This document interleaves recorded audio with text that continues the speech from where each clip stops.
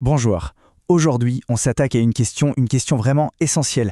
Comment on fait pour transformer plus de visiteurs en clients, mais attention, sans forcément dépenser un centime de plus en pub ou en SEO? Eh bien, c'est exactement ça l'enjeu de l'optimisation de la conversion. Ah, la voilà. La question qui nous empêche de dormir la nuit, pas vrai? C'est un truc de fou. On met du temps, de l'énergie, de l'argent pour faire venir des gens sur son site et là, paf, la plupart repartent comme ils sont venus.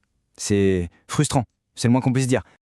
Et voilà, on touche au cœur du problème. C'est bien beau d'attirer du monde, mais si derrière ça ne se transforme pas en actions concrètes, que ce soit des ventes, des inscriptions, des demandes de devis, eh bien tout cet investissement part un peu en fumée. Le vrai combat, la vraie victoire, c'est la conversion. Bon alors, on va commencer par mettre le doigt là où ça fait mal, ce fameux trafic qui arrive, mais qui ne fait rien. C'est vraiment la première étape pour comprendre où exactement on perd de la valeur. Mais la bonne nouvelle, c'est qu'il y a une solution. Il y a même toute une discipline dédiée à ça. On va donc parler de l'optimisation de la conversion.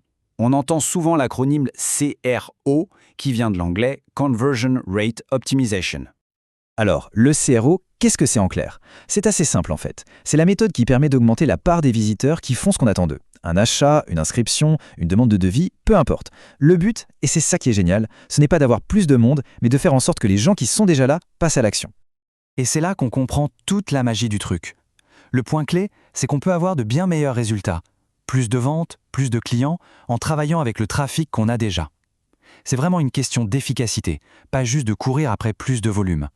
Pour que ce soit bien concret, prenons un premier exemple. Imaginons un site de service, ok? Il a un super trafic grâce au SEO, plein de visiteurs, mais quasiment aucune demande de devis. Bizarre. En creusant un peu, on s'aperçoit que l'offre n'est pas claire du tout. La solution? Eh bien, on clarifie la promesse, on ajoute des témoignages de clients pour rassurer tout le monde, et on simplifie ce formulaire de contact interminable. Et là, bim! Avec le même trafic, on se retrouve avec beaucoup plus de prospects.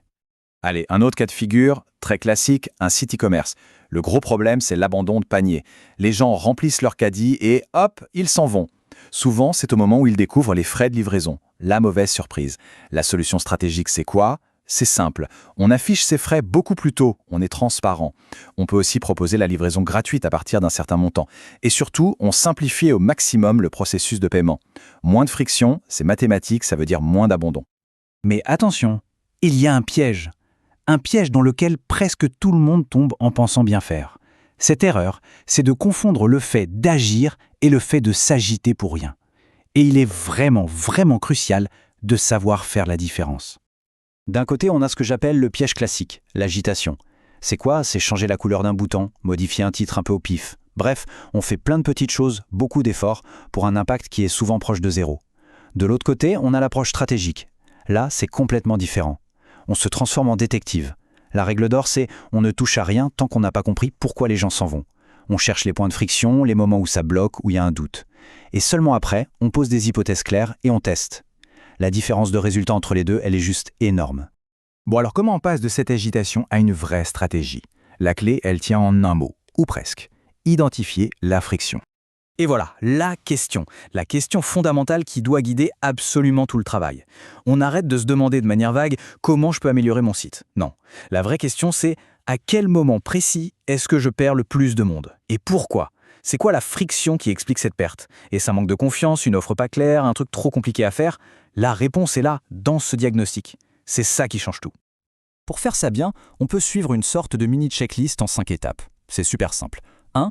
On définit l'action cible, ce qu'on veut que les gens fassent. 2. On mesure la situation actuelle, où en est-on aujourd'hui. 3. On identifie une friction prioritaire, pas 10, une seule. 4. On formule une hypothèse et on fait une seule modification pour la tester. Et 5. L'étape la plus importante, on mesure l'impact. Est-ce que ça a marché ou pas? On voit bien, c'est une méthode presque scientifique, on ne joue pas aux devinettes. Alors là, il y a une nuance très importante. On peut se dire, ok, mais si mon site a peu de trafic, je fais comment pour tester? C'est une excellente question. Dans ce cas, on oublie les tests statistiques compliqués et on se concentre sur ce que j'appellerais les améliorations évidentes, de bon sens. Est-ce que la promesse est super claire? Est-ce qu'il y a des preuves des témoignages? Est-ce que les étapes sont simples?